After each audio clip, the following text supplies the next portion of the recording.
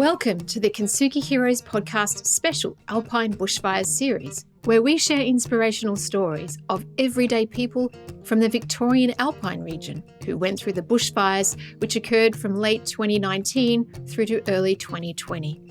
These stories highlight the different challenges and events people went through and how they overcame them. Please be aware that the story you're about to hear may have moments of deeply felt emotions and personal experiences. If anything you hear has a triggering effect, please reach out to someone who can help you. If you love this conversation, please like and share it with your friends so we can continue to share more inspiration and hope to as many people as possible. Now, listen up for our next hero's story.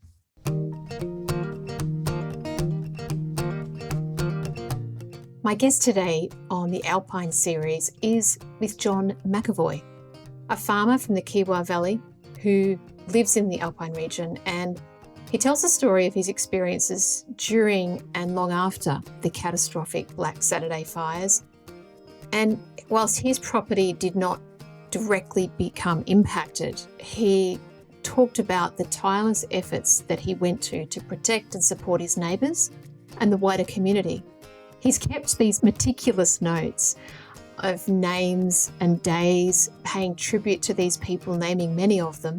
He's a selfless, very humble man who made a massive personal contribution during the fires. He took time off out of his day job as a teacher, and his story ends with a beautiful and touching account of a flock of sheep called the Marauders and a draft horse which defended the sheep from the fire. Wonderful story, so lovely to hear, and what it's like to be a member of the community, to be on the land, and how these people have stood up and helped their fellow man, their neighbours, and done what they could in the face of such adversity. My hat goes off to John, and I'm really grateful that he shared his story with me so that you could listen and learn from him. Enjoy this one with John McEvoy.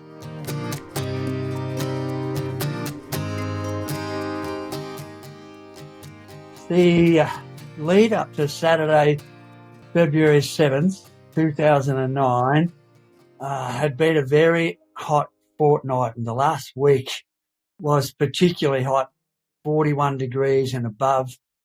So it wasn't unexpected that something could happen. We'd had a little fire on Mount Emu at Tawonga on the Monday night, which we managed.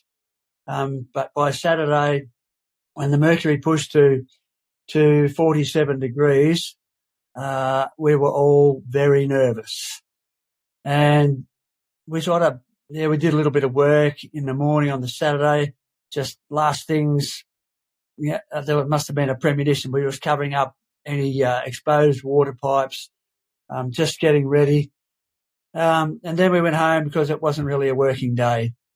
And by 2:00 in the afternoon, when that temperature really climbed to that 47, we just sat by the radio pretty much thinking, are we going to get through this, or can we get through this? And then we started to hear things coming through from Kilmore and Wandong, and we knew that it had broken out.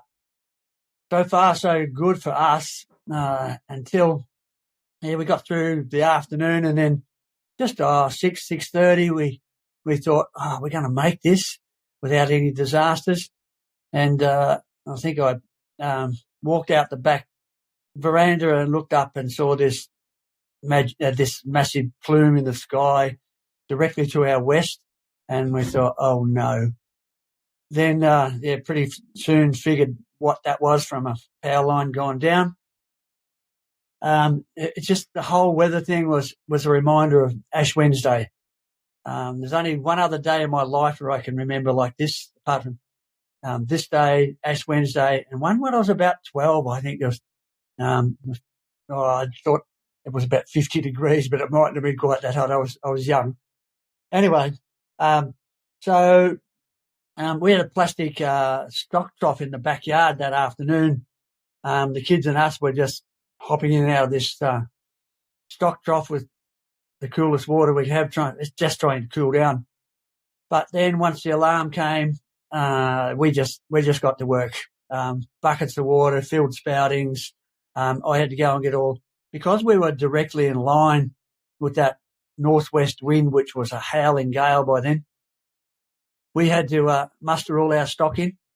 So I went off mustering all our stock, which meant I couldn't go on the fire truck. I don't tend to go when I'm directly in line with the fire. I always hope that people behind or beside will cut in there and do the work. So our fire truck was called, of course, and strike team leader was, and I'm trying to remember some of the names because some of them did tremendous work, and I'm not going to remember everybody, which is unfortunate, but some people stood out for their efforts. The strike team leader was Warren Larkin at the time, and on our truck we had Greg Green, the driver, and Mark Vanderven, and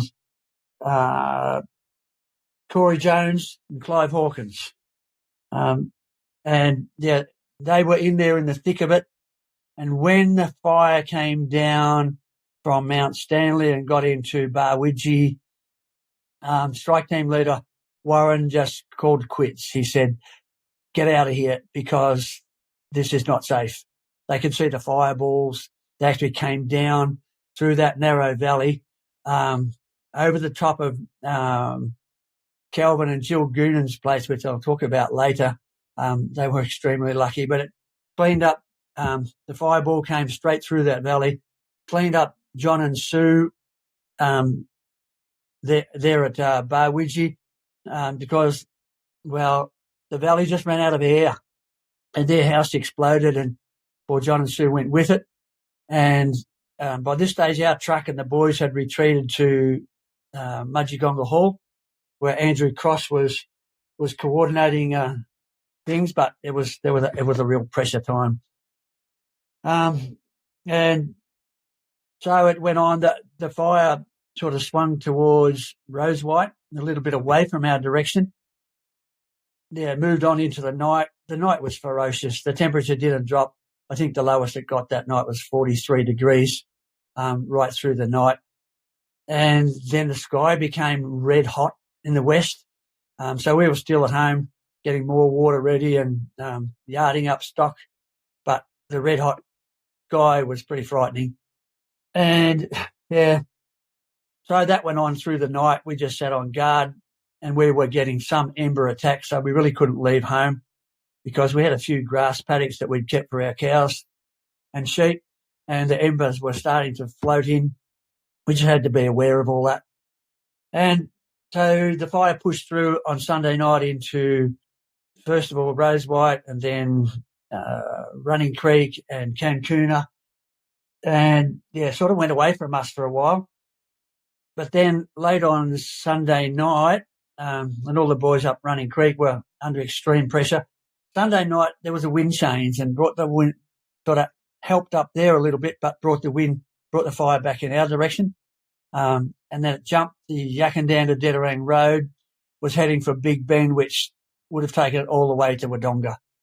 Fortunately, Mark Vanderven and a couple of the other boys, Andrew Wilkins and later Ross Wilkinson and Jack Hicks, they managed to round it up when it jumped the road towards Big Ben. And, yeah, Ross Wilkinson on an excavator. It was just so dangerous, but they pulled it up. And I remember going up there at one stage and the rocks on the hill were red hot. It was just a horrible, the heat was enormous. But anyway, Ross Wilkinson pulled it up with the help of those boys. Yeah, they really did avoid a disaster by cutting that off then. We felt, then on the Monday night, the fire came, the wind changed again. The wind was coming around through Dederang and heading back in our direction, coming in from the southeast. But we felt fairly safe because by that stage, we lived pretty close to we're only about a kilometre from the Dederang power station, which is actually the biggest in the Southern Hemisphere. And we felt safe then because there were 50 New South Wales fire trucks in a ring around that power station just below our house in the paddock below us, guarding that station. So that was a relief at that point. The fire didn't actually end up getting that far. But we certainly felt safe with these 50 trucks in a ring around the power station. And the fire sort of lingered on for another week. But I really want to talk about now the good things that happened, because there were so many good things that happened during that week, on that night, and during that week, and for really weeks and months afterwards. Yeah, I was given a week off school because, well, school knew that I was under threat, and they were very good. So, yeah, just protecting our own place mostly still. And then I had a good friend who came with a couple of trucks and took away all our cows, which took the pressure off me and allowed me to pitch in and do a few other things for different people. And even our son, people came from everywhere. All our friends came with trucks and pumps and parked themselves here. Some of my friends from school and other friends, they all came to help. And even our son Ben, who had been drafted to St Kilda in the AFL 2 months earlier, he was supposed to be flying to the Gold Coast with his team to do pre-season training, but he bailed out and came tearing home to help us, which was fairly flattering. And by the time he left, we were a little bit safer. I went back to school for a week, but then applied for 6 weeks long service, just to do. By that stage, we hadn't been directly affected, but I've always just enjoyed helping people, full stop. Probably why I was a teacher. And I just wanted to help because there was so much to do. So I could then coordinate with lots of teams, but particularly running the hay depot with Graham Heiner. So we had a hay depot at Graham Heiner's house in the Kiewa Valley. He had his tractor there, and so I coordinated all the trucks. Trucks came from all over Victoria, New South Wales, bringing hay. So because while we lost a lot of stock, we didn't. There was a lot of stock that weren't lost, and they had nothing to eat in a lot of places. So people were amazingly generous. So I used to coordinate the trucks. At that stage, I never even owned a mobile phone, so I had to borrow my wife's, and trying to coordinate all these truck drivers and coming from everywhere at all hours of the day and the night. It was a bit of a job. And then to get the hay out to the cows and stock that was needed. But anyway, we did all that, and that went on all over that next 6 weeks that I took leave. So I spent most of that 6 weeks just basically in my youth and on the phone. Soon learned how to work a mobile phone. I was just busy in my ute for that 6 weeks because the donations were pouring in from everywhere. And so I was driving around, dropping off. By that stage, in the next 6 weeks, people were trying to put containment fences up to try and hold what stock they had left. So I'd be dropping off steel posts and coils of wire and later on bags of seed. And it just went on and on. And there was all sorts of things that people were donating. There was in Mudgegonga Hall, it was full of all those emergency things, those things like toilet paper and all the other things that people need immediately. So we were distributing those kind of things as well. And then there were there was teams coming from everywhere. There was Rotary teams and Lions teams and farmers teams. It was just the community effort, and not just the local community, but massive wide community effort was astonishing. We had a big meeting in the Mudgegonga Hall somewhere in the middle of that 6 weeks. I don't remember the date. And I was chairing that meeting because we had Christine Nixon, who was the police officer at the time, and we had the Richard Wynne, who was the Minister for Development at the time. And it was amusing because the biggest problem we had at the time was in Mudgegonga, there was no phone connection at all. And we were waiting at this meeting for nearly an hour for Richard Wynne to to arrive, and finally arrived, and he said, "Oh, I got lost." He said, there was no phone reception in this valley, and the GPS wouldn't work, and I didn't know where to go. And we said, hey, this is why you're here. This is one of the problems. So that was quite ironical that pulled him up. So we had a big we'd made a video with the help of Paul Carroll was coordinating that, I think. So that was we're just drumming up support at that stage.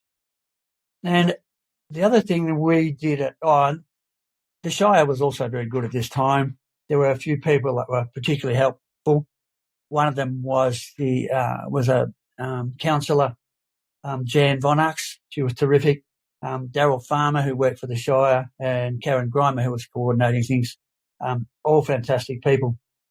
But we personally, I don't know how it happened, but we got hold of people from a chap from Port Macquarie up on the New South Wales North Coast rang me and said, myself and my brother and one other chap, we're lumberjacks, people who cut down trees safely. And they said, we'd love to come and help. So we opened our house, and those three gentlemen stayed with us for 3 weeks, and every day went out with their chainsaws because there was a lot of dangerous trees everywhere, particularly along the forest lines. So every day off they went, brought all their own gear, drove down. Every day they came home black as black from cutting down black trees and clearing fence lines. And so we looked after them for 3 weeks, and I sort of coordinated their work on all the different properties in between other bits of coordination. But that was Jim and Laurie Steep and their friend Brian. They were absolutely superb and got a lot of people out of trouble because not many people can do that kind of work.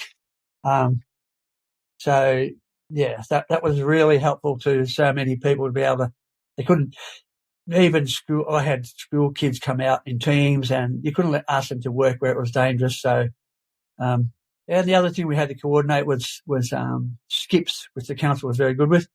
The skips to get rid of every old fence had to be rolled up, wire and posts. And so that took some coordinating. I still have 2 books of names and farms and helpers and jobs. I went through them last night and I thought, my goodness, we really did so much in that time. And I was quite surprised just how much work both the adrenaline was flowing and, there was just so much to do. However, I would like to mention 2 people, Kim Bucold and Glenn Lyon from Tallangata Valley, who they'd been impacted, I think it was in 2006. So they knew what it was like. And they did a cow donation from their valley. People donated a cow from each farm. They made $18,000 and they put together 2 fencing trailers for our valley with all the big compressor and post-driving equipment. So that was fabulous. They made an enormous contribution. At the end of 6 weeks, I had to go back to school, but every weekend I was back on the road, still distributing fencing, bags of grass seed by this stage because people were looking to sow down. But a new problem had arisen too, which was out of my control. We had some heavy little rainstorms, and I don't know if people realise, but this hilly country, when it's been burnt, you have this black ash, and when it gets wet, it's very, very slippery. So it was sliding down and filling everybody's dams. So then water became an issue. We had to start coordinating excavators but it really didn't work because that went on for the next couple of years. It just kept sliding and filling up everybody's dams. That became a real problem. And I also want to mention Calvin and Jill Goonan. They lived in probably one of the worst spots. And they hid under blankets in their house. And the fire actually hit a hedge on the western side of their house and jumped over the house. And soon after that was when John and Sue lost their home and their lives. But John and Jill and their son, they were so lucky that they didn't go up with it. But what they did do was come and talk to my students at school to try and get the students to understand the impact of fire and what it does to people. And I don't think I realised till a couple of years on how brave they were and how hard that was, because I called on them, a number of times over the next few years, and they were still suffering and probably still do. Anytime fire is mentioned, you see people well up. Just because, because it was such a massive impact. I thank you to them. There were so many amazing stories of help and love that came out of those fires, but the community spirit and support, without doubt, was the feature. I hope we never have to repeat it. With all that work, and I didn't realise how much I did in that 6 weeks and beyond, because it went on for months, and probably a couple of years really. I was rewarded for all that with a Paul Harris Fellowship from Rotary, which was quite stunning at the time, and quite very honoured to have received that. And I didn't mention Hugh Forrest was the man behind all that. He did even more coordination than I did, and he's the one who should have got that award. But Hugh, he lived right in Mudgegonga, and his farm was impacted. But his coordination of so many teams, fencing teams, we worked together a lot of the time. But he was the mainstay, credit to him. So many more people I would love to mention, but you just can't. There are too many. I've tried to pick out some of the ones that probably I worked with and who featured in so much work. Hope it never gets repeated, and what an experience. Sorry for the interruption. This is Ian Westmoreland, the founder of Kintsugi Heroes, and thank you for listening to this story from one of our amazing heroes. Our mission is for these stories to provide hope and inspiration to people experiencing life challenges, and to also educate the broader community on how best to provide support. If you would like to help us to continue to produce more hero stories and cover more adversity themes, we would welcome all donations. These can be made via our website, kintsugiheroes.com.au. The donate function is at the bottom of the homepage. We'd also welcome any feedback. You can email me direct using ian@kintsugiheroes.com.au. Now let's get back to the story. What a brilliant account, John. Wow. The one thing that stood out to me from everything you shared then was just the power of community and what it really means to be in a community. That's what you've demonstrated, and everyone that you talked about pitching in, doing what it takes, not sitting back and relying on the government or relying on somebody else to help. It's this is your life, your land, your stock, your families, your livelihood, and hearing that just really warms my heart. As much as it is a painful event, like you said, so much good comes out of that. And good on you for taking the leave and spending that time to do all that coordination. It's just brilliant. So your valley's name is Mudgegong, is that right? No, I actually live in Glen Creek. Okay. Which is a valley that runs between sort of Mudgegonga and the Kiewa Valley. Okay. Our little valley I think we were lucky, basically because of wind changes, that it never really ripped through our valley. It went both sides of us and came over the back of the hill, but we escaped in Glen Creek. Yeah. And John and Sue, who you mentioned, were they sort of a little bit beyond your valley, or were they right in the valley? No, they were right in Mudgegonga, pretty much between Mudgegonga and Barwidgee. Very narrow little valley, where we think, probably people know better than me, but we think the fire just stole all the oxygen out of that valley. Yeah. the house exploded, beautiful brick home, and their pump stopped because it didn't have any air anymore. That's what really cost them. The pump just ground to a halt because there was no air no oxygen to run the motor.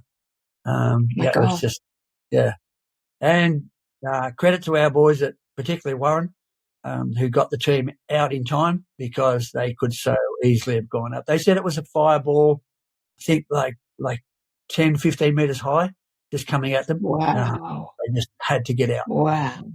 And the community, and community and friends, the number of our friends that turned up, even though we didn't get impacted in the end, but had we been impacted, we were pretty well defended with a lot of friends and a lot of equipment. So, we're very lucky. And you had the 50 fire trucks at the edge of your property sitting there around the power station as well, which would have given you a bit of peace of mind. Yeah, just they were never going to let that power station go up. It's a very valuable piece of equipment because it supplies all the power to Melbourne. Right. Wow. Okay. Yeah, it's a 330,000 volt line that runs all the way to Melbourne. Very important piece of equipment. Indeed.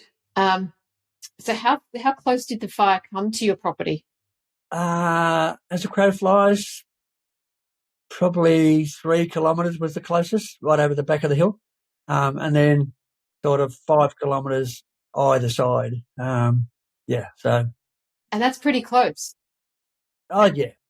Yeah, the black embers, like big smouldering leaves that were still smoking and red, dropping into the paddock the whole time. We were just driving around with a water tank, putting out the embers that were dropping into the paddocks, and along with all our friends, managed to avert anything further.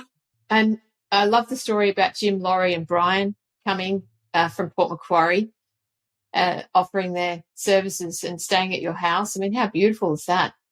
And they didn't do it for money, did they? No. And they did that 3 weeks, and sadly Jim's passed away now. But I talk to his brother Laurie still often, and Jim actually came back, I reckon, sort of a month afterwards. He said, I just want to come and help again. Sometimes wonder whether it was what brought him undone in the end, but he was just a wonderful, generous man, and work. And he wasn't young. Those blokes were in their 60s and just hard work. Right. But they became really good friends, and we had a wonderful time with them. Yes. That's so wonderful. Was there anyone else doing that? Because I'm always fascinated about the regeneration of the land, and certainly when fire comes through and it takes it back to a certain state, as you know, because you've lived through this now and seen how the fire changed the landscape and the land and the what happens to the trees. Was it really important for the logging, or sort of pruning and cleaning up of a lot of those dead trees? Was there more need to be done, or was it enough what the 3 guys did? Oh, no, that was only the beginning, really. They just cleared the fence line. I know when Jim came back, we did 150 trees in one stretch, just at the top end of this valley in Glen Creek. And then, of course, they had to be all bulldozed away, or people came and cut them up for wood, so there was wood there too. But huge amount of work once it was cleared. And then the fencing went on for years, and some are probably still being done, but mostly was done. And lots of teams came from everywhere to rebuild those fences and clear up those trees, and just getting rid of rubbish was a big headache. The rolling up old wires, not much fun. You had to have safety equipment, gloves, and masks, and I think that was our first introduction to masks, just because of the black dust and not very good for people's lungs. You can look now, and most of the bush looks as though it's recovered, but you'll still see stark, dead trees poking up out of the regrowth. But it is amazing how it recovers, and we're sort of reasonably high rainfall district, so it has a chance to recover. One of the biggest problems was that sliding debris coming out of the hills and filling up people's dams. And only a couple of years ago, we did a lot more work up at Corryong, Kintsugi, when they had devastating fires, and they've still got landslides and that coming down the hills, because that's even steeper country than here. It's a real headache, that part of it, because it's not just black ash, it's rocks, and all that protection's gone from up in the gullies, up on the hills, and the water just comes crashing down. So that was a big issue for a long time, and still is up at Corryong. Yeah. Has it affected the water? Was there any kind of dams that you were using for water? Has it affected that? Oh, yeah, people had to lock up a lot of dams just for quite a few years. That last one in Corryong turned the Murray River black. Wow. Yeah, literally turned it black for months. And that was only 2 years ago when we had those 2019 fires. Is that more than 2 years now, isn't it? We lost a bit with COVID. Yeah, people just had to, there was a lot of carting water. Yeah. See, homes had to cart water too, because a lot of their water was just blackened and useless. So water carting going on as well. I didn't get involved in that one, I don't think. What's been one of the gifts, or the biggest kind of positives that's come out of all of this for you, John, personally? Probably just a heightened appreciation of what human nature can do when adversity strikes, and particular people stand up, to be counted, and some people go the extra mile and further. That was, I don't think I mentioned Loretta Carroll in all this. Loretta, she ran the hay depot at Majigonga, and I'm sure somebody will allude to that. And Loretta was a quiet, single person who just did her own thing on the farm, but she stood up and still does. She's now an advocate for, lots of things, but she really stood up. She ran the hay depot and she coordinated a lot of things, and she's a different person, She grew through that time and became a real community person. And I can't remember what they call it, but there was some money left at the end, which they now do community work. I can't remember what they call that, but Loretta will tell you. And she's the head of that, which goes on and on. So it's never forgotten. And she was an absolute stalwart, that girl. She was wonderful. Well, you've given so many other people a voice from that you're recounting of who helped, and it just shows the way that you are, John, because you took 6 weeks off as well as the first week, and you've done a lot as well, and you're very selfless, and that's really evident. So I just want to honour you for that and for everything that you've done. And I know you got the medal for it, which you're very humble about, but I'd say it's deserved, and I'm sure there's other people that deserve medals as well. But I just want to say thank you for what you've done. And I'm sure that you've touched a lot of people's lives through the years after those fires. I hope that somebody else remembers a little story. I don't know whether they will. One of the people I called on, who lived over the hill from Running Creek, I called on this quite an elderly fellow who lived right in the middle of the bush. And I had some equipment and stuff for him. And I said, he was a chap who was once in the police band in Melbourne, and he was the drummer, and he had this draft horse. And I said to him, how did you survive? He couldn't leave because his wife had just had a hip replacement, and he couldn't get her in the car. So he had to stay. And I said, how did you survive? And he said, the Marauders, they helped me survive. I said, what do you mean, the Marauders? And he was very smart. He had a kind of a boundary around his house, which was only about 20 metres wide, but he had these 15 or so sheep in there, which he called the Marauders, who had the ground completely bare. And then he went to tell me that, what about the sheep? How did they survive?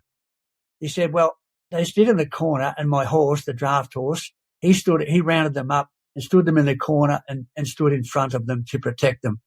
It was just the most beautiful story, and I can't remember the chap's name. I'd probably find it in one of my books, but I hope somebody else alludes to that story at some stage, because it was just one of those beautiful moments when you, the Marauders saved me and my draft horse, and my big fella, he protected the sheep as well. And they all survived, which if you saw where it was incredible.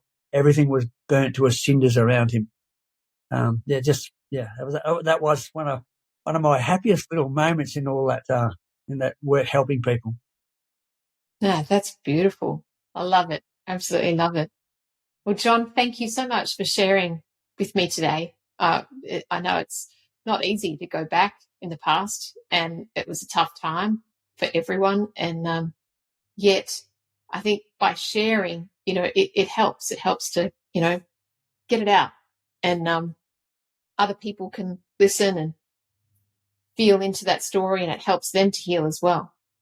Because I know it takes time when it's a natural disaster like this, and it's so big and devastating. That's really amazing how long it takes. Quite amazing. And I think you'll find doing this that the people who are impacted will still want to talk. It's still part of the healing process. Quite amazing. But thank you very much, Evelyn. It's been an absolute pleasure, and delight to work with you, and I hope it all goes well. Thank you so much, John. You have a wonderful day. Thank you so much for being here. I really appreciate it. We hope you've enjoyed this episode of Kintsugi Heroes with the Alpine Bushfires special series. Please like and share the show to your friends so we can get this out to even more people. If you have a story you'd like to share with us, please reach out using the contact details below. And join us for our next hero's story. Until then, keep being you, and remember that we are all heroes in our own unique way. Only when it's broken. Only when it's broken. When it hits you in the middle of the night and the truth burns so bright. Only when it's broken. Only when it's broken. Take pride in those cries. It's only for tonight, and then you rise. Only when you're broken.